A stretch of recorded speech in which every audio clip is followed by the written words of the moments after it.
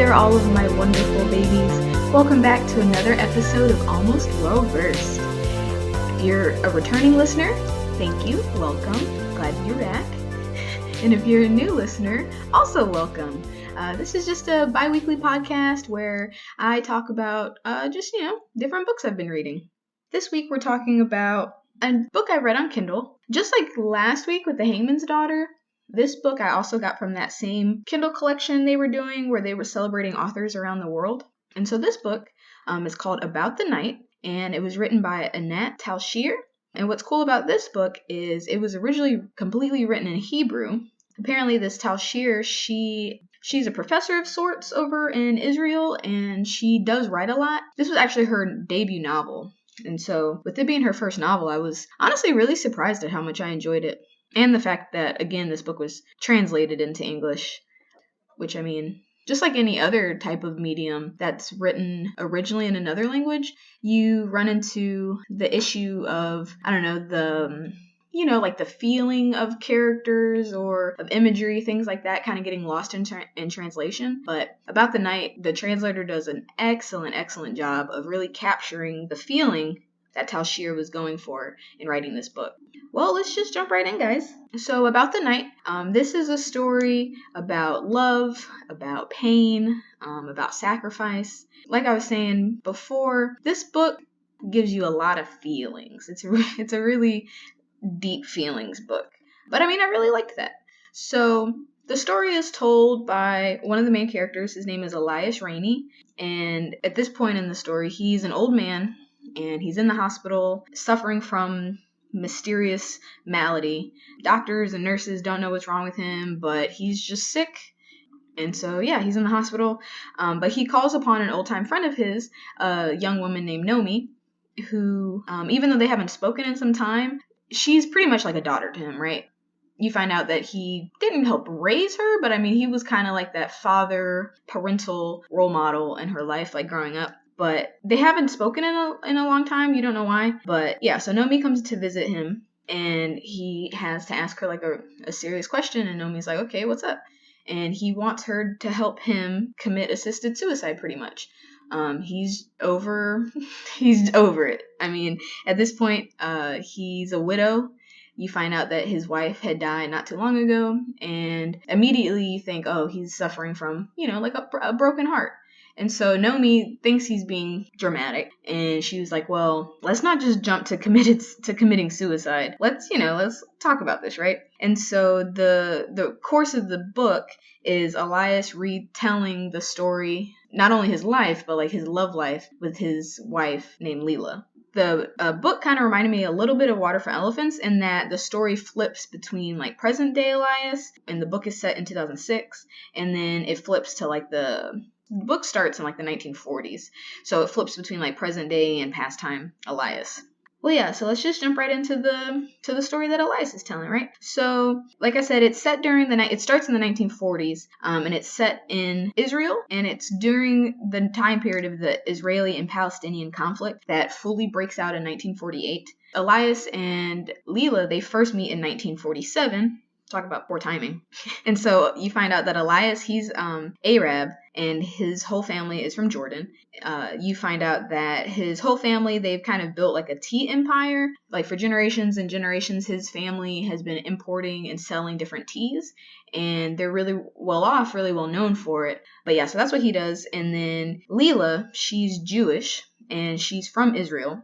And you find out that she's like a nail technician at at a fancier type of nail salon. Like big name clients and stuff would come to this beauty salon. But yeah, so they actually end up running into each other like completely by chance. There was a big British tea party that was going on, and Lila got invited by one of her coworkers, and she kind of just went on a whim. And then, of course, Elias is there to network and, do what businessmen do. But they run into each other, and you hear love at first sight, and that's what this was. Like, they were just completely enchanted by each other. The imagery in this book is so wonderful. Like, you just really feel what they're feeling. You know what I mean? And so they're just all into each other. They're just chatting and, you know, checking each other out and like, oh my gosh, I can't believe this person really exists, right? They were so like starstruck that they didn't even exchange names the first time they met. So like Lila's on her way home and she's like, dang, I don't even know this guy's name. Like I can't even look him up. I can't even like call him if I wanted to, you know? And so, but yeah, so they end up actually running into each other again, like a couple weeks later. They were both down at the clerk's office, taking care of some business. And once again, like right off the bat, they're just like totally into each other, just totally like enraptured. And so he offers to walk her home. And so she says yes. At this point, they haven't kissed or anything. Like they haven't even held hands. It's just like, I don't know, when you really click with somebody, just being around them is enough. And so that's kind of what they're doing. But the next day, an errand boy actually shows up on Lila's doorstep. And so she answers the door and this little boy hands her like a basket full of goodies. It's like, you know, like exotic chocolates and different coffees and teas, just all kind of stuff that like she wouldn't get on the regular. And then it had a handwritten note that wasn't signed, but it was an invitation to dinner. And so of course you know that was Elias that sent that to her, right?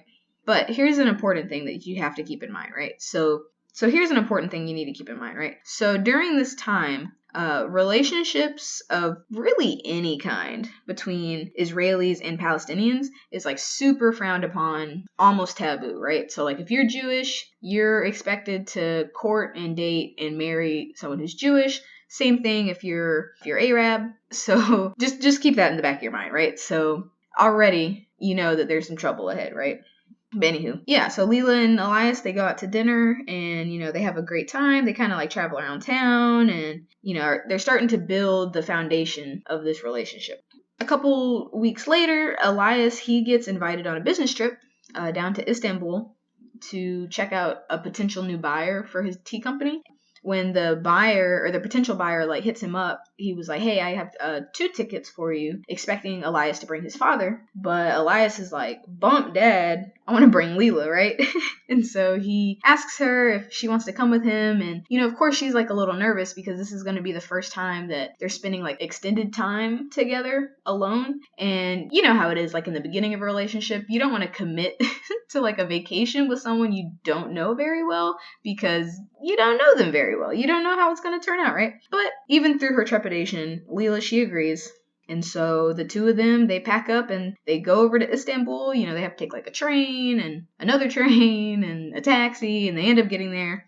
But yeah, so they get to Istanbul and yeah, they end up having like a super great time. The funny thing is, since they're away from the Israel area over in Istanbul, they don't really have those same prejudices over there. So even though, you know, they have differing skin tones and, you know, you can probably tell she's Jewish by looking at her, and same thing for Elias, people don't even bat an eye at that, you know, like it's totally normal. So they're able to just be like a regular couple. You know what I mean? It's really during this week together that they really fall head over heels for each other, right? They spend a bunch of time like sightseeing, and he's teaching her about all these different kinds of teas and whatever his expertise is in. And of course, you know, there's lots of hot sex involved. What good relationship wouldn't have that, right? Yeah, they ride a motorcycle together for the first time. They just have a really great time. It's like one of those situations where you ever have those times where you're having so much fun, like, you know, it's, be it on vacation or you're visiting somebody, whatever, but you're having so much fun while you're doing whatever, but you're already starting to get sad because you know it's going to end. That's kind of what was happening here. And Elias was like, hey, Lila, like, even though, you know, we only have like a week together, we'll always have that time for us, you know, like we'll always know what we did and how we felt, and don't get sad by thinking about the future. And so Lila's down for that. So the trip is over. They return back to regular life. They're able to meet up, you know, a couple times here and there for like lunch, or he'll come over and bring her goodies, whatever. But literally like a couple weeks after they get back, the United Nations votes to split the country of Israel in 2, half for the Jews and half for the Arabs. And if you don't know history or couldn't guess, that's not gonna go well. So literally as soon as the UN like makes this declaration, Israel, they like submit their proclamation of independence, and everyone's just waiting with bated breath. You know that warfare is about to break out. And literally that same night that the UN like makes this declaration, that's like when the first attacks start happening. The city of Jerusalem is pretty much under siege, man. Like, there's just, it's war. Like, war breaks out over this proclamation. And if you remember, Elias is from one side of town, and Lila lives deep in Israel. So when this war really breaks out and the city of Jerusalem gets completely taken over siege by like the Palestinians, they pretty much can't see each other or contact each other. When they they just put up a border between like what Palestine wanted to be, or what the Palestinians wanted to be Palestine, and what Israel wants to be Israel. There's like a literal like wall in between them, and travel across the border is completely forbidden. So yeah, like all hopes of seeing each other is pretty much shot. And they're both so sad about it. They're both like devastated. They try on 2 completely separate occasions to try and meet up. Like he'll leave a note for her somewhere and that gets delivered through somebody and she ends up getting it, but then, you know, they miss each other. They tried 2 separate times to meet up like this and no luck. And it actually turns out that second time, when she tries to go and meet him, but it just didn't work out, she actually gets picked up by something called the Haganah, which is like the Palestinian military organization. I guess, you know, they were tailing her and were like, hey, they just like take her in for interrogation for like a whole night. And they're like, who was that Arab man you were with? What were you doing? Are you a spy? Is he a spy? And she's like, no, what? And you know, she just completely denies everything, but they were pretty much just like, hey, you are not allowed to see this dude again. I don't know what your relationship is with him, but not allowed. And she's like, oh, okay. And so while all this like warfare is going on, the main water supply to Jerusalem actually gets bombed. So Lila's side of town, they have no water. They actually run out of water. And somehow, some way or another, Elias is able to sneak out of his house, get across that border, and manages to get her like 2 big old jugs of water, just something enough to hold her over. And Lila was so thankful, not only that, you know, of course now she has water, but just so thankful that like he's okay, he's alive, nothing bad has happened to him or his family, and the fact that they get to spend like 3 minutes together, right? But sadly, that's actually the last time they get to see each other for like the next 2 years.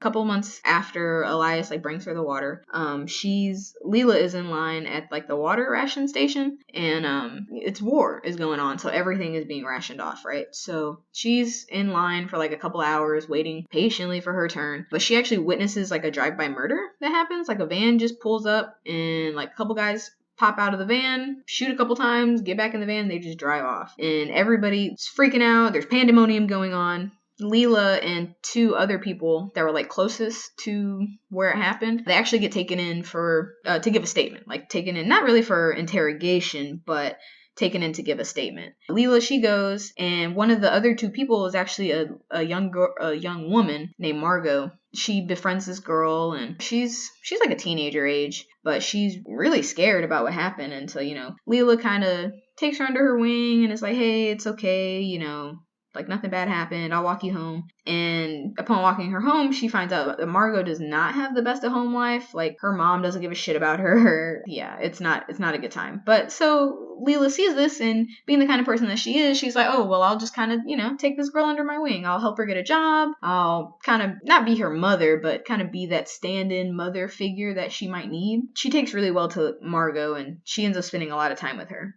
So 2 whole years go by, and the story picks back up with Lila. And like I said, she's a nail technician at this not just a nail parlor, but like a beauty salon. She ends up getting a client that's a United Nations ambassador. And the fun thing about this ambassador is she has free reign to cross the border whenever she wants. And when Lila hears this, she immediately starts like freaking out, because she's like, oh, this is my in. This is my way where I can at least even see if Elias is still alive, right? Because like I said, there's no contact or anything between like the 2 sides of this border. And she convinces the ambassador to just take a letter. Just take a letter. It's not going to be incriminating or anything.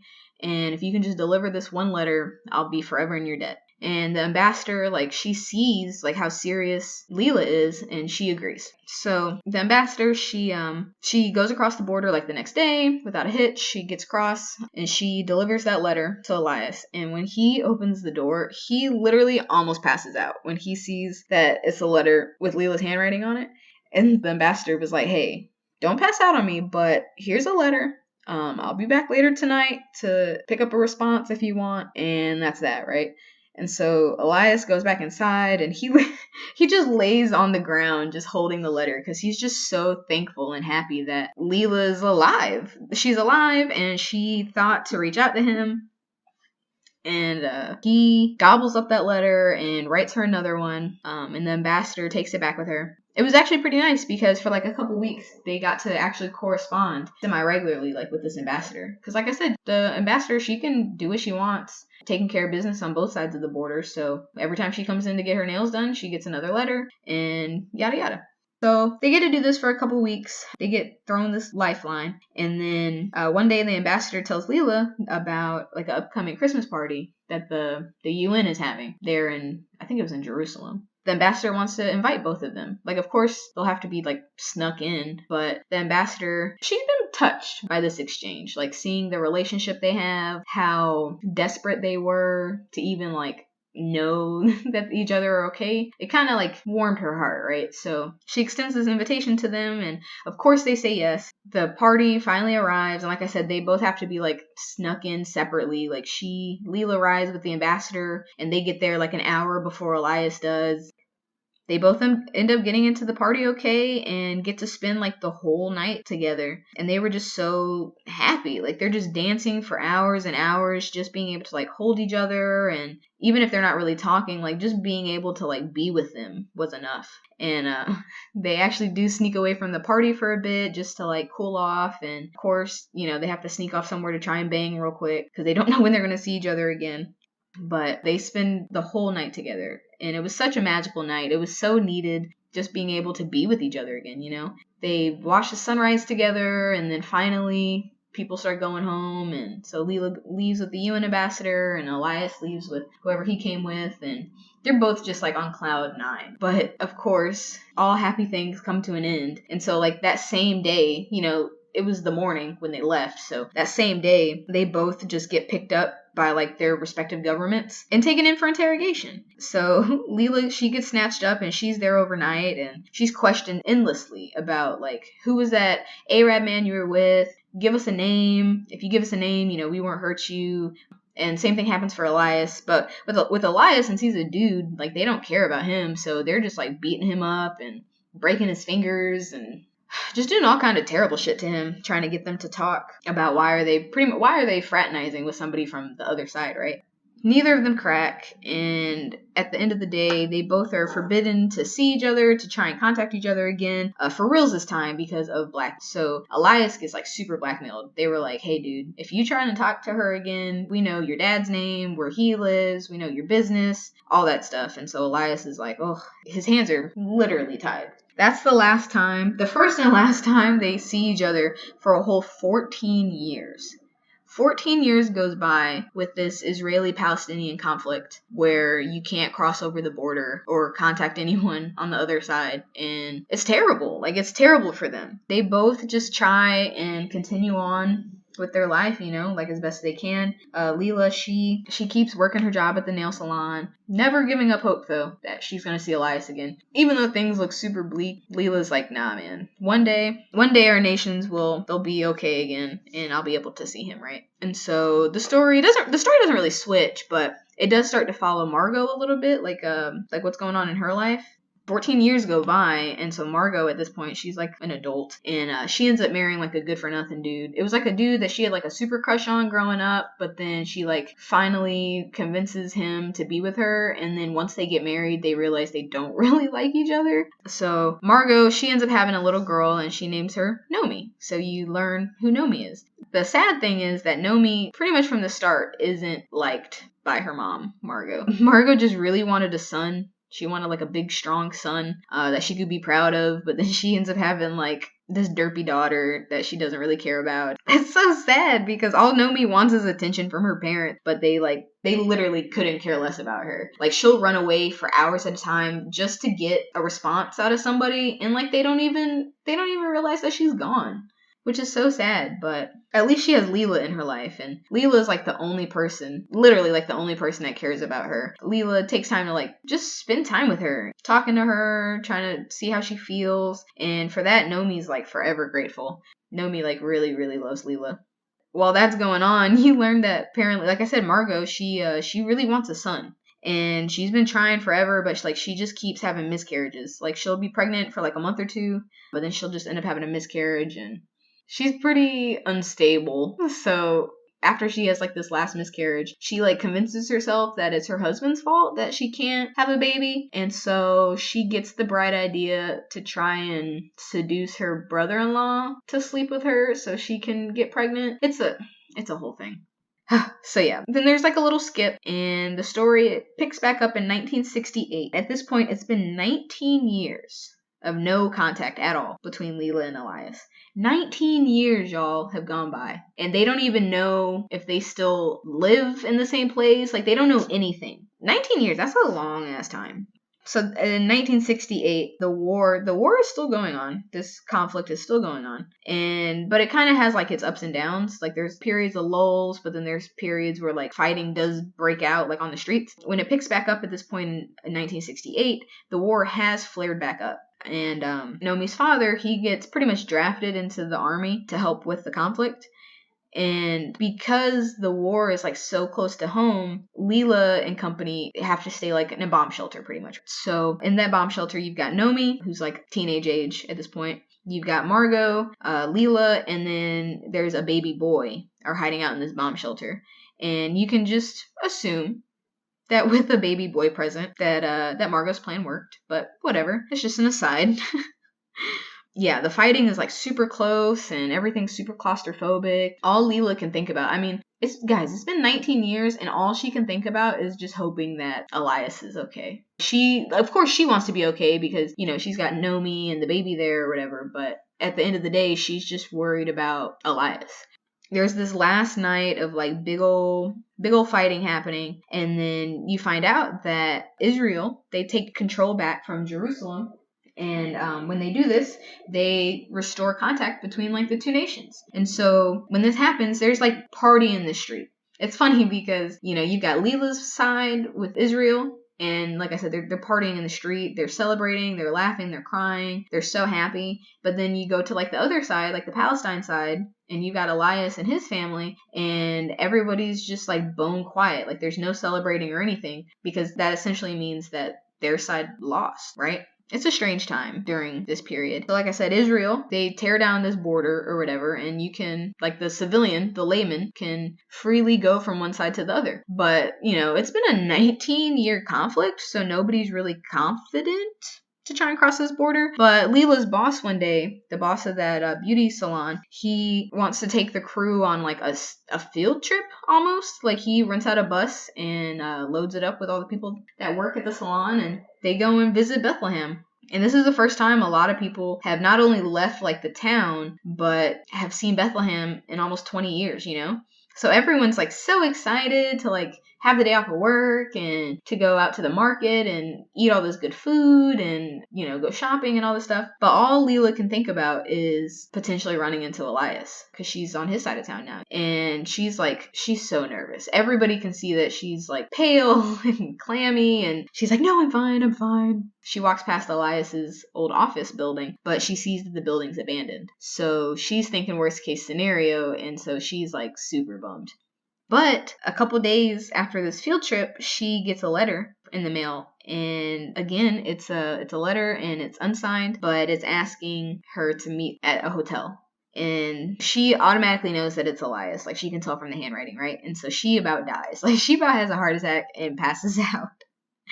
But even though she's like super nervous, she makes up her mind she's gonna go meet him. And they're both so nervous, like waiting to meet each other. I can't speak from personal experience, but it's like when you haven't been with somebody, not just not having been with them, but like not even knowing if they're okay, if they still love you, if they still even like you. And it's been 19 years. They're both like so apprehensive to meet up again. Because you just build up these expectations over years and years and you don't know what's going to happen, right? They meet up. They finally are able to meet up together again. And since it's been so long, they pretty much have to reintroduce themselves to each other because 20 years, you're like a completely different person. Even with having to pretty much like start over square one, they're both just like so amazed that they're even able to like be together again, And they recognize that there's this, not a rift, but Elias compares it to not a tear, but a seam opening, and they just have to mend it back together, And so they agree to take it nice and slow, like they don't want to jump into anything. So they slowly start to correspond again, and they're slowly starting to talk to each other again. And a few weeks go by, and then there's a big wedding, like a relative of Nomi's is getting married, and so they actually meet up together again during this wedding. Elias kind of pulls her aside and asks her to take a ride with him, and she says yeah. So they're riding through town, and Lila can tell that Elias is real nervous, and she's like, something's up. Why is he so nervous, right? He ends up confessing to her that he's married, and he pretty much just has to explain that, like when the city was severed into two parts, he lost all hope of ever seeing her again. To him, she had essentially died. There was no knowing if this conflict would ever resolve, if they'd ever see each other again. And when he tells Lila this, she's just completely broken. She waited 19 years for this guy, and they meet up that first time. And it's weird though. Like he can't really mention it that first time, I guess. But like she meets back up with him under the pretense that they're gonna be back together. But then to find out that he's like he's a family man. Like he's married and has kids. So she's devastated. She ends up making it back home, and she's just completely despondent for weeks. Like she's just sleeping in the dark, not showering, not answering anyone's phone calls, like nothing. And Nomi is like the only person that notices this. She's like, "Hey mom, you haven't seen Lila in a while, right?" And Margot's like, fuck off, I don't care about you. So things are sad. But then there's a part 2. The book starts part 2. And part 2, it takes place after the city is put back together. And it flips to Elias's point of view, and you pretty much get to see like what he's been going through, like with this conflict going on, right? And so you learn that the war has been really hard on the Rainey. The tea business is pretty much non-existent. I mean, who has time / the luxury to spend money on exotic teas when things are being rationed and there's a literal war going on, So tea isn't in high demand, so that means they're not making money really. But then it's also strange because since it was Israel who won this conflict and reclaimed the city, Israelites are going through the city like renaming businesses and like renaming street names to reflect like Israeli culture. It's really disheartening for like the Palestinian community because to them, they're just coming through and like changing history, like changing everything they've ever known. You know what I mean? So like it's a weird. Elias like doesn't know how to feel about it because he kind of feels like they're trying to strip him of his culture, of what he knows, even though they won this conflict. But yeah, he's just struggling because he just feels like he's losing his hold in the world. Like he was a successful businessman, but that business doesn't exist anymore. And then you go down the street and the street name's not even the same name. And he's just kind of struggling with this. He's struggling with this, and he's really tore up about what happened with Lila. Like he said, in his eyes, she was gone from him forever. Like there was no hope of ever seeing her again. And he really mourned her as if she died. Like he went through like a period of mourning. He was like really depressed, and his parents were really worried about him. And it's also bumming him out because 19 years later, if he would have known that Lila was still there and that love could exist between them, then he would have never even married. Like he only got married because he thought that she was essentially dead. And then it's also shitty because his marriage is pretty much loveless. He expended all his love and energy on this relationship with Lila, and then having to mourn the love of your life. Like, you're not trying to get married to some rando. So he gets married to this lady, and they kind of just like coexist, like he does end up having 3 kids with her, but it was more of like the families pushed them together type situation, and he's just going through the motions. Like, he doesn't even want to try and spend the energy to pretend to care about this wife when he doesn't. Like, there's no way he could when Lila exists. So he's in a loveless marriage. His tea company is in the gutter. Everything that he's ever known growing up, like landmark-wise, that's gone. And then also the rest of the family money, while they did have the successful tea company, Elias's dad had it was honestly a good idea to like liquidate their assets and to buy property on the other and West Jerusalem side, to rent out these properties to, whoever, potential homeowners or, businesses, whatever. But he literally did that in 1947. Like right before the conflict broke out. So when the war is going on, these properties are pretty much just like being held ransom. Like, they don't have access to them. The Israel side is like denying them owning this property. And then when it jumps forward to 1968 and they're able to cross the border and go check it out, it's sad because now that it's Israel in control, they pretty much are not even stripping land titles, but like any properties that were on their side post-war is now Israel property.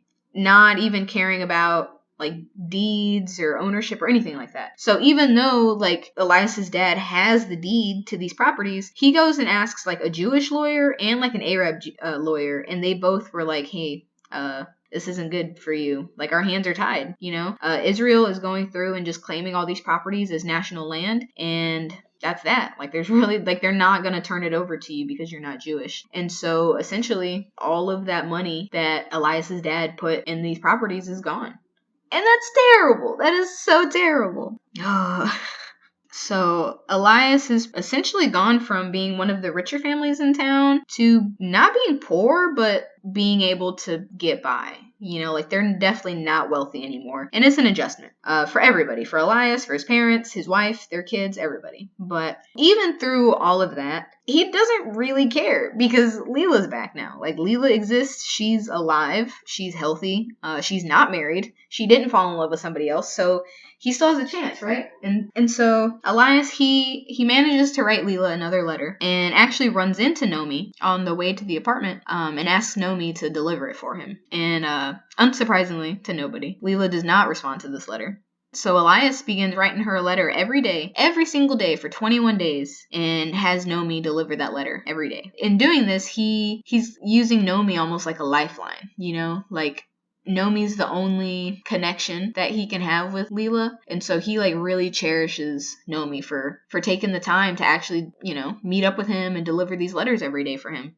But during these 21 days, Elias, he's a complete wreck. He's a complete wreck because he has Lila, even though she's inaccessible to him right now, but that she exists and is okay. And then also at the fact for having caused her this immeasurable pain and not being able to do anything about it. You know what I mean? Like, he's been married for a long minute, and that's not something you can just take back. So he's kind of stuck until she wants to talk to him again. 21 days go by with no response from Lila, and he's pretty much at his wit's end. But one night he's like standing in the bathroom, has like almost a literal epiphany. And the next day he climbs in his car and he just starts driving, and you're like, what is he doing? And he drives out of town to visit the Garden of Eden, because that is a real location, and he goes to the garden to visit the monastery there. And when he pulls up, he knew that Lila was going to be there, and he's like walking around the property. He's not rushing because he knows that she's there, and he runs into her. He sees her off in the distance. She's surrounded by like a gaggle of little boys, and you learn that Lila has been there to help watch over these orphan children, these orphans that kind of popped up over the course of the war, and nobody wanted to claim them. So, the priest at the monastery had agreed to take them as long as he could, raise them how he saw fit. And Lila goes to help him out. Elias, he convinces Lila to come talk to him just for a minute. He's like, can I get just a minute? She doesn't want to, but she goes and talks to him. So Elias tells her that if there was ever one thing that he ever regretted in his life, he doesn't have regrets, but if there's one thing he regrets, it was marrying that other lady. But he's convinced that over time, they can mend their relationship and be back together again. Of course, Lila's like super bitter and doesn't even want to talk to him. But she tells him that she feels like she pretty much wasted these past 19 years of her life, like waiting for a guy that didn't even wait on her. You know what I mean? And even though that is true, Elias is super resolute in not leaving her again. He says, I lost you once and I'm not letting that happen again. So I'm just going to try every day to make this better. And Lila's like, all right, dude, you can keep trying. And so she ends up staying at the monastery for a whole nother month. She pretty much had a breakdown and is like trying to get her life back together, She's trying to figure out what does she want in life. Like, what does she want to do? Does she want to keep working at this nail salon? Does she want to even attempt a relationship with Elias again? One day she wakes up and she's like, all right, it's time to head home. And so she goes home and she arrives to a literal mountain of letters waiting for her. Elias kept writing to her every single day. And so she gets all the letters, sitting in bed, and she goes through them one by one. And while she's reading the letters, she comes to realize, Elias is in as much pain as she is. Even though the pain is different, it's still pain, a lot of it. And she's sad. She's hurt that she is causing him to be hurt. Like, even through everything that's happened, even with him being married and whatever, she's still empathetic enough she's upset that she made him upset. And so Lila, she tries to return back to her normal life. Every day, Elias rides by her job and meets up with Nomi to try and see if Lila has written him back yet. And every day it's a no. He goes every day to see Nomi, and every day it's a no. But he keeps trying. Until finally, one day, Lila writes him a little note asking to meet up with him that Saturday. And Elias is excited. He's so happy. He's happy, he's nervous, he's scared, he's all of these emotions, but he's just so ecstatic that she reached out to him, right? So Saturday comes and they finally meet again. He picks her up in the car and looks at her and was like, hey girl, just tell me where you want to go. My gas tank is full. I'll take you anywhere. And Lila's like, okay, I want to go see my orphans. I want to go see my boys. He takes her back to the Garden of Eden and they spend the afternoon with the orphans and, have a great old time. While they're there, Elias is just like observing her, and he can tell this is where she's really happy. Like, this is where she wants to be. She doesn't want to be cooped up in some nail salon. This is like where her passion is, On the way back, he tells Lila, you should be open to change. Like, whatever that may mean to you, but you should be open to change. Lila, she really takes that to heart because during the time when they were separated over those 19 years, Lila, she had made a vow to herself that if Elias ever did get returned to her, that she would spend the rest of her life helping others. Like, if such a good deed could happen to her with Elias coming back to her, she felt compelled to do good deeds for others. And even though Elias is back to her, not in the way she envisioned, but he is back. And they are back together. So she wants to stay true to this vow she made to herself. But she doesn't know how. She doesn't know how she wants to do that yet. A couple weeks go by after Elias and Lila meeting back up together, and during this time, Jerusalem has flooded. They had like a really bad stint of rain where it rained like every single day, and Jerusalem is essentially underwater. And, Lila, she lives in Jerusalem, and she has a leaky roof that she's been trying to put off getting fixed. Like, she's trying to wait until the rain stops to get it fixed, but it just keeps raining, so her roof just keeps leaking. And she ends up getting, like, sick from this, and Elias is fed up. He's like, why are you doing this to yourself? Like, just let me come fix it. And so, finally, she caves and lets Elias come over. And so, Elias gets there and is like, thanks, let me do what I do best. And she's like, I didn't know that you could fix stuff. And he's like, no, I don't know how to fix a roof. I know how to hire somebody to fix a roof, though. And Lila, she just falls out laughing. And so Elias runs to the car, and he brought a roofer with him. And it's like, hey, man, can you fix her roof? And the dude's like, okay. And so the guy kind of kicks them out while he's working on the roof. So Elias tells her to get dressed. We're going out of town. So they go out of town to where it's not raining, like the next city over or whatever. They go to like a little cafe, just like, just having some coffee. He figured having like a full-blown dinner with her would be like too intimate with them just starting to talk again. And it's at this cafe having coffee where he pretty much lays everything out to her. He tells her while they were separated, he had made the conscious choice to put their love in the past and to mourn it, like it had died. Like I said earlier, in his mind, he was never going to see her again. So to him, she died. And so he mourned and grieved for her and for their love and what they had, what they could have had. Because he figured if it's in the past, then he can just view it as a memory, as like a painful thing that happened in the past, but I'm not currently living in it. And while he made that choice to put their love in the past, she made the conscious choice to hold on to their love, to hold on to hope that they'll see each other again.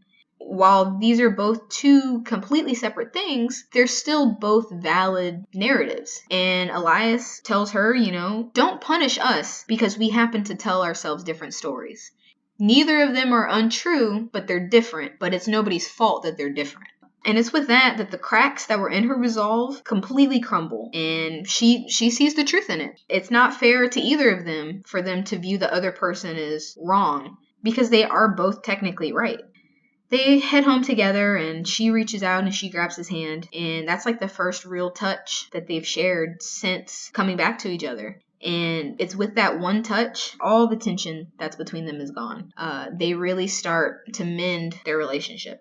So they finally get back to her apartment, and her roof is fixed. Hooray! No more leaky roof. And Elias, he goes and he hits the record player and he puts on like something sultry. I can't remember. Some love album. And they start dancing there in the moonlight and in her living room. And he's holding her and she's holding him. And it's with that dancing that all that passion and longing and wanting for each other that they've pent up and ignored and had to push down over all these years, it just all starts come flooding out, and it's like too much, They end up making beautiful marital loves and laying there in bed together.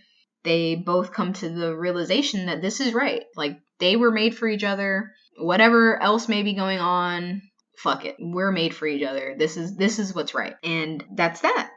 Several weeks go by, and they're pretty much like dating again, you know what I mean? Like they'll go out for drinks, or he'll come over for dinner, just really starting to come together again. But yeah, so a couple weeks after this, Lila's at work one day and she overhears a story from a client about a pregnant girl that was living with her because her parents essentially kicked her out of the house until she had this baby. And when Lila hears the story, she's like, my God, somebody would do that to this young girl that needs guidance? When she hears that, she gets the idea of what if there was like a safe haven or like a safe house for young, unwedded, pregnant girls where they can go, they know they're safe, they have access to doctors, they can give their baby up for adoption whenever they do give birth.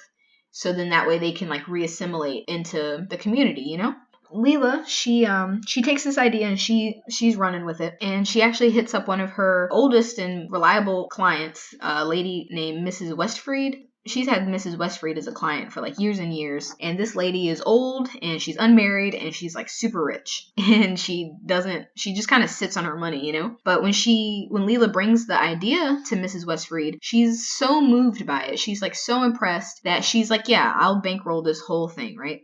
And so with her help, Lila and Mrs. Westfried, they buy a property, they buy a house, and they spend months renovating the house. Lila gets all her friends from the salon to come and help. They're just making the place a suitable safe haven for these girls. And they pimp it out to where they can have up to 20 girls at one time. Yeah, when they're done, Lila, she's able to quit working at the salon and she starts working full-time at the house. Mrs. Westfried like puts her on a salary and she's there from morning till the evening, just helping these girls, just pretty much becoming like the house mother, the mother figure that these girls need. She's able to help them get maternity clothes. She hires, there's teachers that come out every day that come and give the girls lessons, and everything from English lessons to cooking, sewing. She gets them to take like birthing classes, like all kind of stuff. Just everything that these girls would need, she's able to provide it to them through this house. It's such a hit. Like, it's such a hit in the community because especially in like really religious communities, being young and unwedded is like really bad. Like, nobody wants that. And so they have a place where they know they're not going to get shunned or beat up, anything like that. Like, they're honestly safe there. Even when the house gets vandalized one night, like, and of course, like I said, in this super religious climate, you're gonna have your objectors to a house like this. And even when their house gets vandalized one night, like all their windows get broken and I think like something gets set on fire. But even through that, they're just so happy to be together and that they have this place that they're like, yeah, we'll just fix it up, you know, like it's no biggie. Yeah, so like everyone's getting involved. Like even Elias is getting involved. He's like supplying the house with coffee and with tea and like with chocolates, whatever the girls might want. He's the one. He'll run around town running errands for them, all kind of stuff. Like everyone's getting involved, and it's just such a fulfilling experience for everyone involved that it's so great. It's so nice. So you've got the house during the day, you've got the West Freed house during the day, and then at night, Elias and Lila, they'll go back to her apartment and they'll spend their evenings together, you know, like they'll cook dinner, they'll drink a bottle of wine, they'll put some music on, just really enjoying each other's company, you know.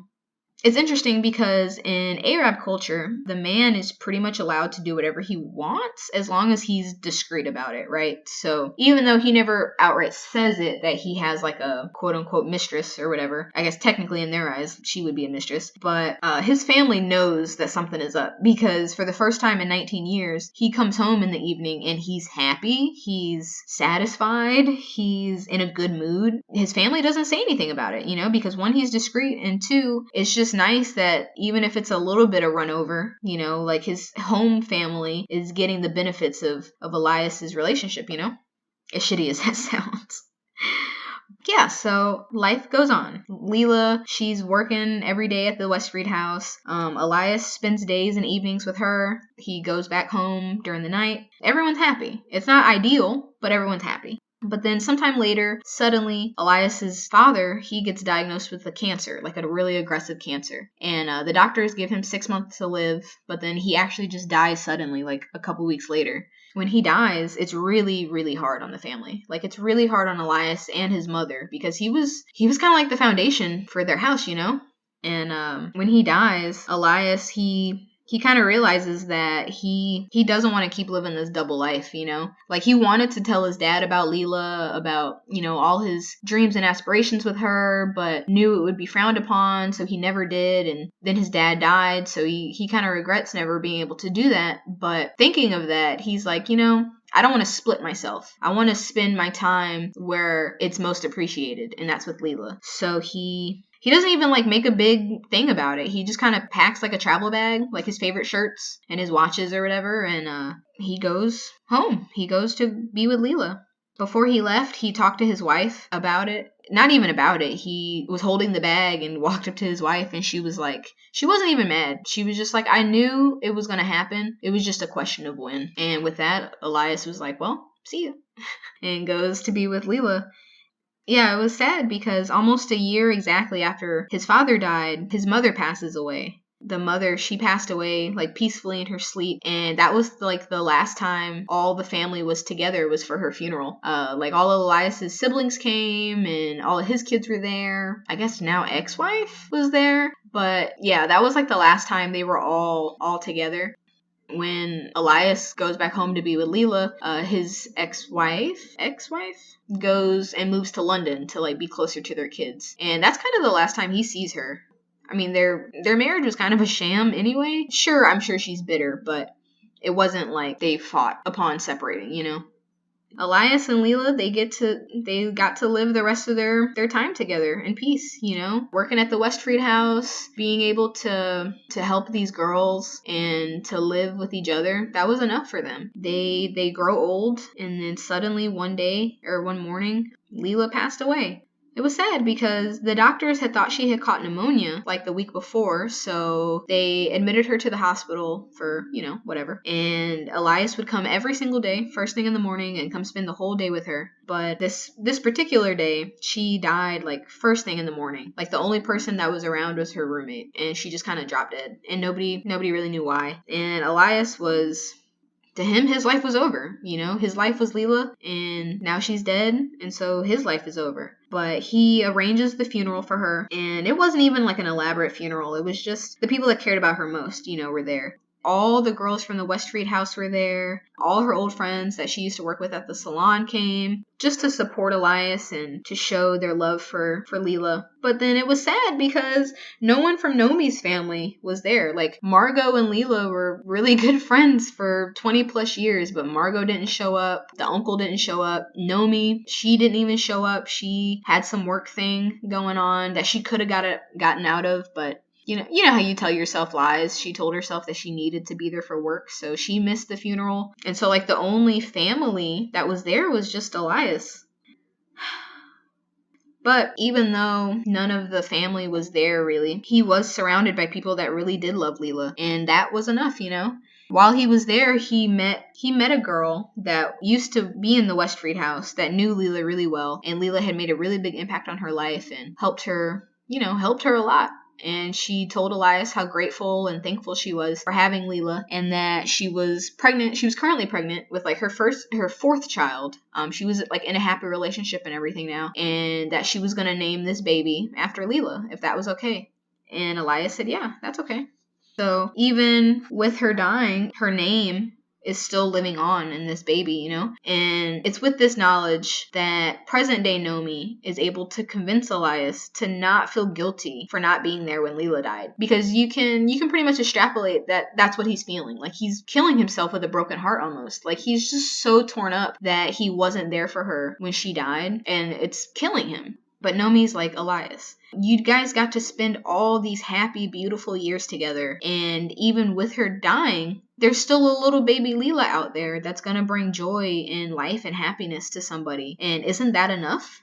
With that knowledge, Elias starts to feel better. Like, a couple days go by and like his chest pains stop and he's able to walk around and function normally, So that's really good.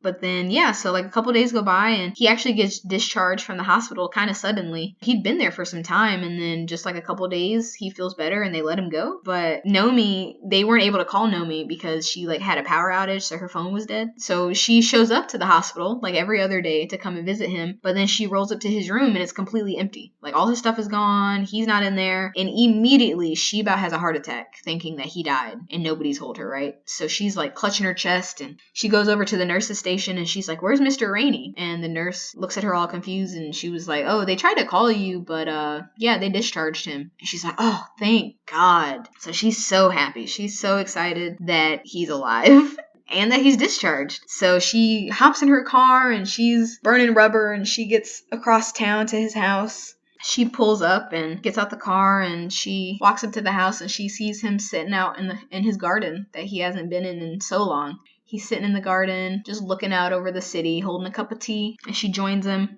Yeah, she joins him, and they're just sitting there enjoying each other's company, enjoying the sunset, and that's how it ends. That's how the book ends. So sad. This book was...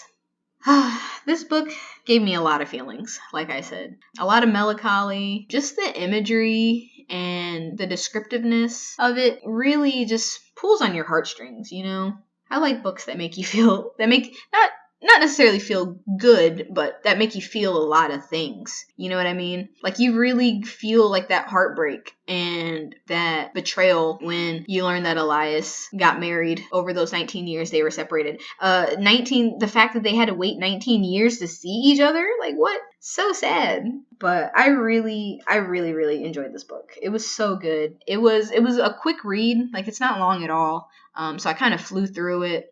Kind of like in my first episode with Water for Elephants. Sure, I did glance over like when it would flip back to present day with like present day Elias and Nomi. But I mean, the meat of the story is in him retelling his life story. You know what I mean? So don't feel bad. Don't feel like you missed out on a lot, because the meat and potatoes was in the past. But this book was pretty well received. Like I said, it's been out.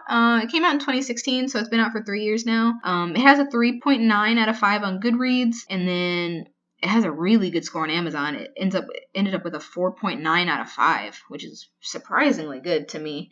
When I was looking up other people's reviews, some people would complain about there not being enough history. Granted, I do feel like that is a valid point. Like, it starts to go into the whole Israeli-Palestine conflict.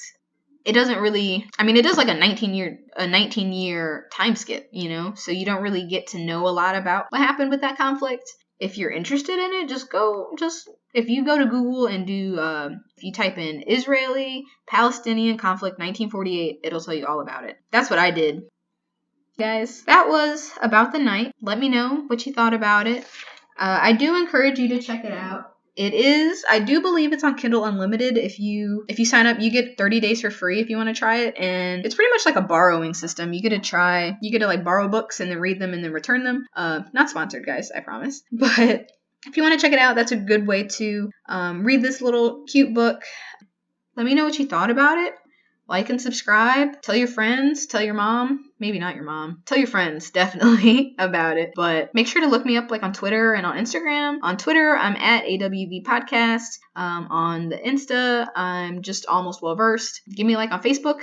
Every week, my numbers are going up, which is so exciting. And I just like talking to you guys. I like interacting with you. I love getting criticisms and, just discussing these different novels. I spend so many hours with my nose in a book. It's really fun getting to talk about them, But yeah, guys, love you all. I'll see you next time. Bye.